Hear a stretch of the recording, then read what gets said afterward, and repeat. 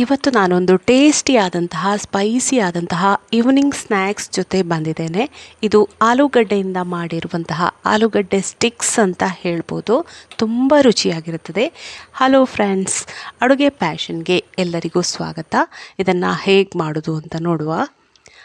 ಇಲ್ಲಿ 4 ಆಲೂಗಡ್ಡೆಗಳನ್ನು ತಗೊಂಡಿದ್ದೇನೆ. ಇದನ್ನು ಚೆನ್ನಾಗಿ ಬೇಯಿಸ್ಕೊಂಡ ನಂತರ ಈಗ ತುರಿತಾ ಇದ್ದೇನೆ ಆಲೂಗಡ್ಡೆಯನ್ನು. ಸ್ಮ್ಯಾಶ್ ಮಾಡೋದ್ರಿಂದ ಸ್ಮ್ಯಾಶ್ ಮಾಡೋದರ ಬದಲಾಗಿ ತುರಿದ್ರೆ ಚೆನ್ನಾಗಿರ್ತದೆ. ಇದಕ್ಕೆ 1/4 ಕಪ್, ಇದು ಅಳತೆ ಪ್ರಕಾರ ಹೇಳೋದಾದರೆ 1/4 ಕಪ್ ಮೆಜರ್ಮೆಂಟ್ ಅಕ್ಕಿ ಹುಡಿಯನ್ನು ಹಾಕ್ಕೊಂಡೆ. ಒಂದು 3/4 ಚಮಚದಷ್ಟು ಚಾಟ್ ಪೌಡರ್ ಹಾಕಿದರೆ ತುಂಬ ರುಚಿ ಇರ್ತದೆ, ಅದರ ಫ್ಲೇವರ್ ಟೇಸ್ಟ್ ಎಲ್ಲ. ಹಾಗೆ ರುಚಿಗೆ ಉಪ್ಪು ಎಷ್ಟು ಬೇಕು ಅಷ್ಟನ್ನು ಹಾಕ್ಕೊಳ್ಳೋದು. ಖಾರಕ್ಕೆ ನಿಮ್ಮ ಖಾರಕ್ಕೆ ಎಷ್ಟು ಬೇಕು ಅಷ್ಟು, ನಾನಿಲ್ಲಿ ಅರ್ಧದಿಂದ 3/4 ಚಮಚದಷ್ಟು ಚಿಲ್ಲಿ ಪೌಡ್ರನ್ನ ಹಾಕ್ಕೊಂಡೆ. ಆಮೇಲೆ 1-1.5 ಚಮಚದಷ್ಟು ತೆಂಗಿನ ಎಣ್ಣೆನ ಹಾಕೋಣ. ಜಾಸ್ತಿ ಎಣ್ಣೆ ಬೇಡ, 1 ಚಮಚ ಎಣ್ಣೆ ಕೂಡ ಸಾಕಾಗ್ತದೆ. ಇದನ್ನೊಮ್ಮೆ ಎಲ್ಲ ಮಿಕ್ಸ್ ಮಾಡಿಕೊಳ್ಳುವ. ಈಗ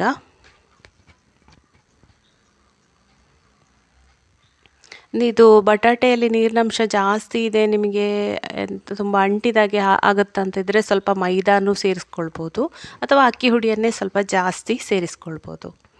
ನಾನು ಈ ಥರ ಇದನ್ನು ರೋಲ್ ಮಾಡ್ಕೊಂಡಿದ್ದೇನೆ. ಯಾವ ಶೇಪಲ್ಲಿ ಬೇಕಾದರೂ ಮಾಡಿಕೊಂಡು ಫ್ರೈ ಮಾಡ್ಕೊಳ್ಬೋದು ಈ ಸ್ಟಿಕ್ಕನ್ನು. ನಾನು ಸ್ಟಿಕ್ಕಿನ ರೀತಿಯೇ ಬರಲಿ ಅಂತ ಹೇಳಿ ಈ ಟೈಪ್ ಮಾಡಿ ಫ್ರೈ ಮಾಡ್ಕೊಳ್ತಾ ಇದ್ದೇನೆ.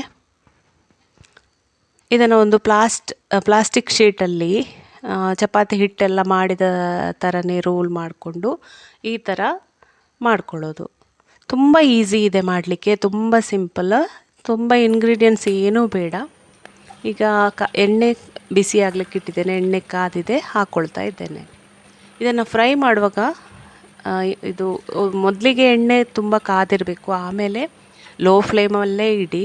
ಮತ್ತು ಅದನ್ನು ಹಾಕಿದ ಕೂಡಲೇ ಸೌಟ್ ಹಾಕಲಿಕ್ಕೆ ಹೋಗಬೇಡಿ, ಯಾಕೆಂದರೆ ಅದು ಫ್ರೈ ಆಗಬೇಕು. ಅದಕ್ಕೆ ಮೊದಲೇ ನಾವು ಸೌಟ್ ಹಾಕಿದರೆ ಅದು ಎಣ್ಣೆಯಲ್ಲಿ ಹರಡಿಕೊಳ್ತದೆ ಒಂದೊಂದು ಸತಿ, ಅಥವಾ ಕೂಡಲೇ ಅದಕ್ಕೆ ಸೌಟ್ ಹಾಕ್ಕೊಳ್ಬಾರ್ದು. ಅದು ಹಾಗೆಯೇ ಲೋ ಫ್ಲೇಮಲ್ಲಿ ಫ್ರೈ ಆಗ್ತಾ ಇರಬೇಕು. ಒಂದು 4 ನಿಮಿಷ ಆಮೇಲೆ ಸೌಟಲ್ಲಿ ಈ ಥರ ಫ್ರೈ ಮಾಡ್ಕೊಳ್ಳಿ.